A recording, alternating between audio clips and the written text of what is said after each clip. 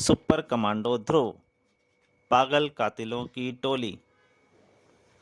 रात के समय एक व्यक्ति जिसका नाम चीरकर होता है अपने हाथ में कार्बाइन लेकर दुर्जन नाम के आदमी को मारने के लिए घूम रहा होता है। परंतु उसकी बदकिस्मती से उसका सामना ध्रुव से हो जाता है और ध्रुव और चीरकर की लड़ाई होती है। परंतु चीरकर वहां से निकल जाता है और दुर्जन को कैसीनो में मारने पहुंच जाता है। जब वो दुर्जन को मारने ही वाला होता है कि तभी ध्रुव वहां पहुंच जाता है और ध्रुव और चीरकर की लड़ाई शुरू हो जाती है, जिसमें ध्रुव आखिरकार चीरकर को घायल कर देता है और चीरकर बेहोश हो जाता है। परंतु डॉक्टर के यहाँ चेकअप पे उसे पता लगता है कि चीरकर पागल है। तो ध्रुव सोचता है कि भगवान करे आगे से ऐसी घटना कोई ना हो। परंतु दूसरी जगह पर मांटो खान, जिसने दुर्जन से पैसे, जिसने उसी की तरह फाइनेंसर से पैसा लिया होता है, वो डर जाता है और उसका आदमी किसी बहाने से ध्रुव को मांटो खान के पीछे लगा देता है। और ध्रुव जब मांटो खान के पास पहुंचकर उससे जानकारी हासिल करने की कोशिश कर ही रहा होता है, तभी बाहर कनपट्टी मार पहुंच जाता है। और अब उसके आगे भौचक के मांटो और ध्रुव के ठीक सामने खड़े नजर आ रहे थे। कनपट्टी मार की उंगली कार्बाइन के ट्रिगर पर दब गई और एक छनाके के साथ अलमारी के शीशे और उसमें पड़ रही प्रतिबिंबों के टुकड़े टुकड़े हो गए। ध्रुव ने दरवाजे के सामने अलमारी जो खड़ी कर दी थी, अगले ही पल कार्बाइन कनपट्टी मार के हाथ से दूर जा गिरी। ध्रुव की ठोकर ने उसे दूर गिरा दिया था। इधर मांटो, अब मैं इसको भून कर रख दूंगा। पर तभी कनपट्टी मार के हाथों में दो तलवारें चमक उठी। हा हा हा, काट डालूंगा, बोटी वोटी करके काट डालूंगा। मांटो, गोली मत चलाना, मैं इसको जिंदा पकड़ना चाहता हूं। आजा आजा, सबसे पहले मैं तेरी कनपट्टी काटूंगा। पहली तलवार ध्रुव के कानों को लगभग छूती हुई गुजरी। ओह, इसके वार तो काफी स्टीक पड़ रहे हैं। और दूसरी तलवार की धार ने उसके कुछ बाल हवा में उड़ा दिए थे। इसलिए इन तलवारों को आहा। वैसे ध्रुव काफी फर्तीला था, पर कनपट्टी मार के हाथ मशीन की तरह चल रहे थे। एक तेज धार ने ध्रुव की कनपट्टी को काट दिया था और दूसरे वार से बचने की कोशिश में ध्रुव अपना संतुलन खो बैठा और पीछे जा गिरा। उसका सिर मेज के कोने से टकर जा रहा था। कुछ सेकंड के लिए उसकी आंखों के आगे अंधेरा छा गया और कनपट्टी मार को मोंटो की तरफ ध्यान देने का मौका मिल गया। मोंटो के हाथ में बंदूक थी, पर तब भी वह कांपे जा रहा था। नहीं नहीं, रुक जाओ, नहीं नहीं, रुक जाओ। मांटो ने कांपते हाथों से रिवॉल्वर कनपट्टी मार की तरफ तान दी, पर कनपट्टी मार के हाथ आटे की तरह भरी बोरी की ओर उठ चुके थे। मांटो ने 6 की 6 गोलियां कनपट्टी मार पर झोंक दी, पर कोई भी गोली बोरी के पार नहीं जा पाई थी। अब कनपट्टी मार ने बोरी को एक तरफ फेंक दिया और एक भीषण वार से मोंटो का शरीर दीवार में मक्खी की तरह चिपक गया। कनपट्टी मार ने अपनी तलवार मोंटो के पेट में घुसा दी थी, पर अब तक ध्रुव होश में आ चुका था। हे राम, इसने मेरी आंखों के सामने मोंटो का कत्ल कर दिया। अब तक मैं अपने वारों को इसे पागल समझकर रोक रहा था, पर अब नहीं। यह तलवार को बड़े खतरनाक ढंग से लहरा रहा है, इसलिए मुझे भी अपने लिए एक ढाल का इस्तेमाल करना पड़ेगा। ध्रुव ने लपक कर आटे की एक बोरी को उठा लिया, पर उसका इरादा उस बोरी को सिर्फ ढाल की तरह इस्तेमाल करने का नहीं था, बल्कि यह कनपट्टी मार को काबू में करने का हथियार भी था। लहराती तलवार ने एक ही झटके में बोरी को टाट की तरह काट डाला। अगले कुछ पलों में क्या हुआ यह कनपट्टी मार समझ नहीं पाया, क्योंकि ध्रुव ने आटा उस कनपट्टी मार के चेहरे पर उछाल दिया था और ध्रुव के एक ही वार से तलवार उसके हाथ से छिटक कर दूर जा गिरी थी। कुछ समझ पाने से पहले ही ध्रुव ने आटे का बोरा कनपट्टी मार के ऊपर चढ़ाया और कनपट्टी मार बेहोशी की दुनिया में सैर कर रहा था। ध्रुव के 2 ही वारों में कनपट्टी मार बेहोश हो चुका था। और फिर कुछ ही देर बाद, क्या कह रहे हो डॉक्टर वर्मा? हाँ इंस्पेक्टर, यह आदमी एकदम पागल है। पर यह 1 हफ्ता पहले ही तो जेल से छूट कर आया है और तब तक तो यह बिल्कुल ठीक था। पर अब नहीं है। आप इसको तुरंत डॉक्टर शास्त्री के अस्पताल में भिजवा दीजिए। डॉक्टर शास्त्री अस्पताल में ही मौजूद थे। डॉक्टर वर्मा का कहना ठीक था, यह पूरा पागल है। ध्रुव के मुंह से निकल पड़ा, एक और पागल कातिल। उधर डॉक्टर शास्त्री, मैं अभी अपने टेस्ट पूरे नहीं कर पाया हूँ, पर मुझे यकीन है कि टेस्ट में कोई ना कोई ऐसी चीज़ जरूर मिलेगी जो इनके अचानक ही पागल हो जाने की रोशनी डाल सके। पता चलते ही खबर दीजिएगा डॉक्टर साहब, यह तो मेरी ड्यूटी है ध्रुव। वापस लौटते समय ध्रुव के दिमाग में नई जानकारियां घूम रही थीं। फाइनेंसर, यह एक नया नाम पता चला है, और उसके पास इन कातिलों को पागल कातिल बना सकने की क्षमता भी है। पर जो कुछ भी हो, फाइनेंसर है बहुत चालाक। उसने अपने पीछे ऐसा कोई सबूत नहीं छोड़ा जिससे कि उस तक पहुंचा जा सके। पर बकरे की माँ कब तक खैर मनाएगी? फाइनेंसर कोई ना कोई गलती तो करेगा ही, और तब मैं उसको धर दबोचूंगा। इधर ध्रुव ये सब हिसाब लगा रहा था, और उधर फाइनेंसर अपना जाल ध्रुव के लिए बिछा रहा था। मांटो खान की कहानी खत्म कर दी गई है फाइनेंसर, पर ध्रुव एक बार फिर वहां पहुंच गया था। यानी ध्रुव मेरे रास्ते का कांटा बनने की तैयारी में है। कहिए तो ध्रुव का भी ऊपर का टिकट कटा दूं? हमारी टोली का एक पागल कातिल अभी बचा हुआ है। नहीं मुनीम, ध्रुव को ख़त्म करना कोई आसान काम नहीं है, और उसको मारकर हमें फ़ायदा भी नहीं होगा। ध्रुव को मैं अपने पागल कातिलों की टोली में शामिल करना चाहता हूँ मुनीम, लेकिन वह सब बाद में।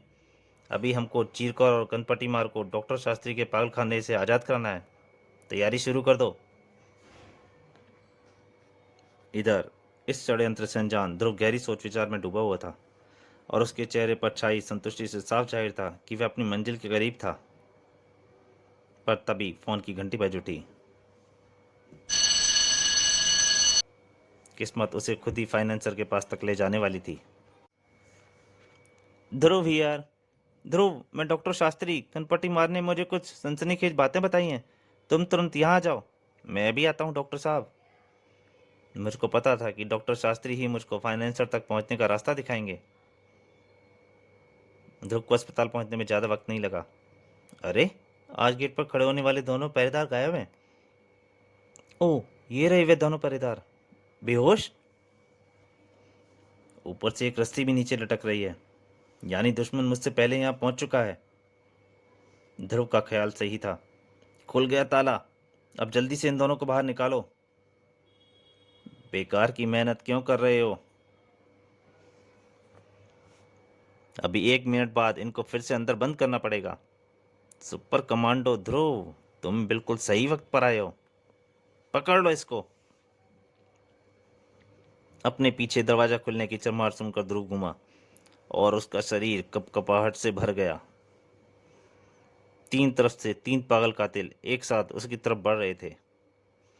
ओह, अब मुझे जल्दी से जल्दी इस मुसीबत को ठिकाने लगाना होगा। ध्रुव ने उछलकर 2 पागल कातिलों पर लात मारी। पर कैसे? इन संख्याओं पर तो मेरे वारों का कोई असर हो ही नहीं रहा है, और ये मुझे खिलौने की तरह उठाकर फेंक रहे हैं। चीर करके एक बार से ही ध्रुव उड़ता हुआ डॉक्टर शास्त्री के क्लिनिक के अंदर आ गिरा था। इस वक्त अगर मेरी कोई हड्डी टूट गई तो फिर मेरी गर्दन को टूटने से कोई नहीं बचा पाएगा। यह तो डॉक्टर शास्त्री का क्लिनिक लग रहा है, जहाँ पर वे पागलों का इलाज करते हैं। यानी मुझे भी यहीं पर पागलों का दिमाग कसना पड़ेगा। ध्रुव का दिमाग दौड़ रहा था, और उसे कुछ मिल भी गया था। क्लिनिक के अंदर सबसे पहले घुसने वाला चीरकर था, पर एक एक करके, और चीरकर के अंदर घुसते ही ध्रुव ने एक झटके से दरवाज़ा बंद कर दिया। बाकी लोग बाहर ही रह गए थे, और चीरकर भी अपने आप को अकेला पाकर एक क्षण के लिए भ्रम में पड़ा था। और इससे पहले कि वह भ्रम से उबर पाता, ध्रुव की लात और उसके जोरदार वार ने उसको इलेक्ट्रिक चेयर में फेंक दिया, जिस पर डॉक्टर शास्त्री अपने मरीजों का इलाज बिजली के झटकों से करते थे। चीर करके कुर्सी पर गिरते ही ऑटोमेटिक शिकंजों ने उसके हाथों और पैरों को कस दिया। अब ध्रुव के पास बटन को ढूंढकर दबाने का समय बहुत था। बटन के दबते ही एक जानवर जैसी चीख के साथ चीरकर का दिमाग अंधकार में डूबने लगा। ध्रुव ने एक पागल कातिल को रास्ते से हटा दिया था, लेकिन अभी आराम करने का वक्त नहीं आया था। एक कड़ाकेदार आवाज के साथ दरवाजा टूट गया। हे भगवान, अब तेरा ही सहारा है। इस वक्त अगर चंडिका या कमांडो फोर्स यहाँ पर होती तो इन मर्दूतों से निपटना आसान हो जाता। मगर फाइनेंसर ने अपना जाल बहुत सोच समझकर बिछाया है, और इस जाल से बचकर निकल पाना मुझे मुश्किल लग। ध्रुव ये सोच ही रहा था, तभी चीरकर का एक घूंसा ध्रुव की छाती पर पड़ा और ध्रुव पीछे जा गिरा। परंतु बाप रे, पागल के एक ही घूंसे में खोपड़ी पंखे की तरह घूमने लगी है। पर मेरी बाह में क्या गड़ रहा है? यह तो भरे हुए इंजेक्शन है। डॉक्टर शास्त्री ने इनको शायद इलाज के लिए ही तैयार करके रखा है, पर इसमें कौन सी दवाई भरी है? खैर, इतना दिमाग लगाने की कोई ज़रूरत नहीं है, अभी खुद ही पता चल जाएगा।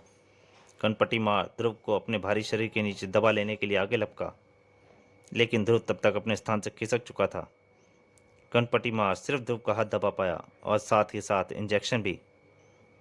तेज सुई कनपटी मार के बाजू में जा धसी, पिस्टन पूरा दब गया और साथ ही साथ इंजेक्शन से भरी नींद की तेज दवाई का असर तुरंत सामने आ गया।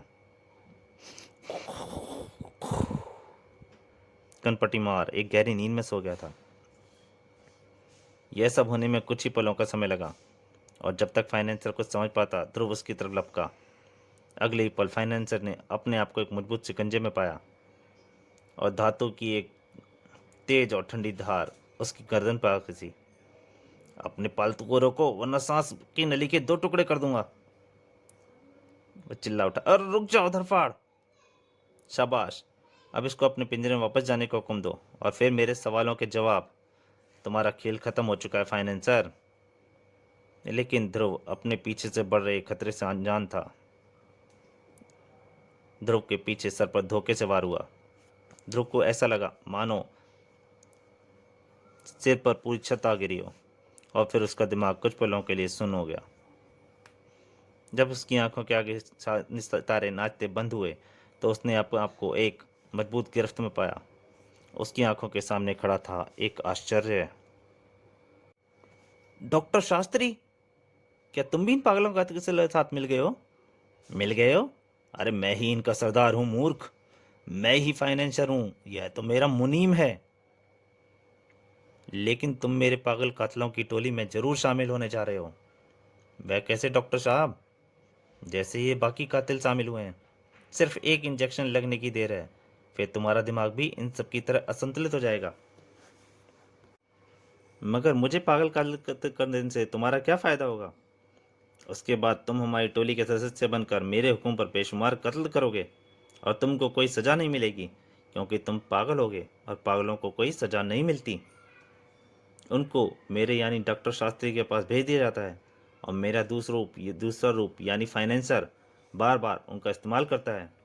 पर जब मैं पागल हो जाऊंगा तब तुम मुझको कंट्रोल कैसे करोगे? इस हिप्नोटिक व्हील के जरिए, उसने एक तरफ इशारा करते हुए बोला।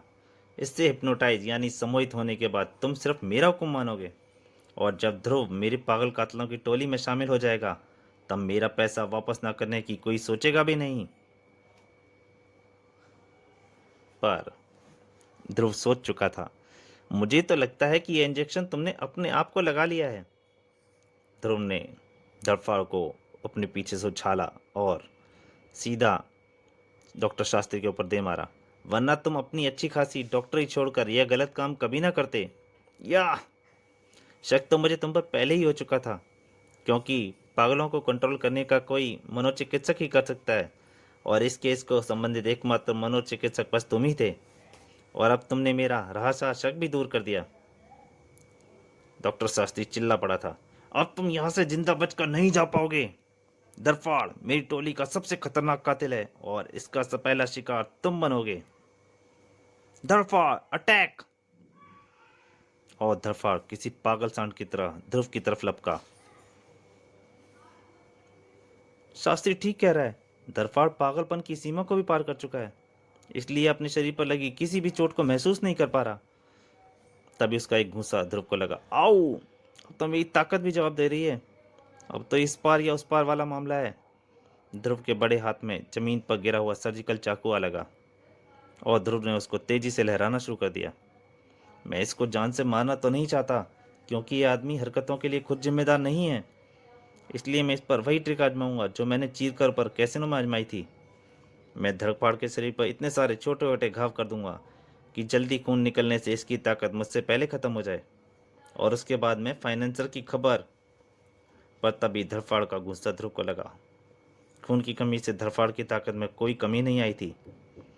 बल्कि शरीर से बहते खून की झलक ने उसके वहशीपन को और बढ़ा दिया था। एक धड़ाके के साथ ध्रुव को अपने शरीर की सारी हड्डियां कड़काती महसूस हुई। उसकी आंखों के आगे अंधेरा छाने लगा था। धरफाड़ की उंगलियां ध्रुव के बालों में आकर कस गई थीं। ध्रुव को बालों के साथ साथ अपने खाल भी शरीर से अलग होती महसूस हुई। या इस शिकंजे से छूट पाना मुश्किल लग रहा है। लगता है कि आज कोई ट्रिक काम नहीं आएगी। ध्रुव को अपनी मौत साफ दिखाई दे रही थी। क्या बच पाने का कोई रास्ता नहीं? एक रास्ता है, आखिरी रास्ता। ध्रुव की बड़ी उंगलियों एक स्विच पर आ दबी और क्लिनिक में एक घरघराहट गूंज उठी। धरफाड़ की आंखें तुरंत घरघराहट के स्रोत को तरफ घूम गईं और यही गलती उसकी आखिरी गलती साबित हुई, क्योंकि यह घरघराहट हिप्नोटाइज व्हील की एक घरघराहट थी। देखते ही देखते धरफाड़ की आंखों से वहशीपन गायब हो गया। हाँ, और उसकी आंखें फैलकर पथरा गईं। धरफाड़ सम्मोहित हो चुका था। अरे अरे, ये क्या हो गया? डॉक्टर शास्त्री पागल हो गया था। तू बच कैसे गया? तू बच गया? मैं तुझको पागल करके ही छोड़ूंगा। छोड़ो फाइनेंसर, अभी तो यहाँ से भागने की सोचो। परंतु डॉक्टर शास्त्री सुन नहीं रहा था। उसने मुनीम को एक कहानी मारी। हट, तू नहीं जाएगा, तू बच नहीं पाएगा, तू मेरा पालतू बनेगा, मेरा पागल कातिल। हा हा हा हा हा। ओ, अपनी स्कीम को तबाह होते देखकर शास्त्री का दिमाग भी सनक रहा है। डॉक्टर शास्त्री ने ज़्यादा जोर लगाने पर मुनीम ने उसे अपनी पकड़ ढीली कर दी और एक झटके से डॉक्टर शास्त्री अपना संतुलन खोकर जमीन पर आ गिरा। या इंजेक्शन वाला हाथ उसके शरीर के नीचे आ दबा और जब डॉक्टर शास्त्री खड़ा हुआ तो इंजेक्शन की सुई उसके पेट में धंसी हुई थी। पिस्टन पूरा दबा हुआ था और शास्त्री के होठों पर था एक पागल का टास। हा हा हा हा हा हा हा हा हा हा। ये तो पागल हो गया। अपने हथियार ये अपने आप पर ही चला बैठा। अब सिर्फ तुम बचे हो मुनीम। मुझे माफ कर दो ध्रुव जी, मैं तो सिर्फ मुनीम हूँ। इन पागलों के चक्कर में खामखा फंस गया। अब फैसला मैं नहीं, अदालत करेगी मुनीम। फिलहाल तो तुम पुलिस को फोन करके बुलाओ। ध्रुव का एक घूंसा लगा उसके मुंह पे। और फिर भगवान का न्याय भी अजीब है ध्रुव। हम मनुष्यों के हमेशा याद दिलाता रहता है कि मौत से भी बदतर कुछ सजाएं हैं, जैसे पागलपन। ठीक कह रहे हो इंस्पेक्टर। इस जैसे पापी के लिए मौत की सज़ा तो बहुत छोटी सज़ा होती है। भगवान ने इसको खुद ही उम्र कैद की सज़ा दे दी है। तो दोस्तों, ये कहानी यहीं समाप्त होती है। अगर ये कॉमिक अच्छी लगी हो तो मेरी आपसे गुजारिश है, प्लीज़ लाइक कीजिए और ज़्यादा से ज़्यादा शेयर कीजिए। नमस्कार।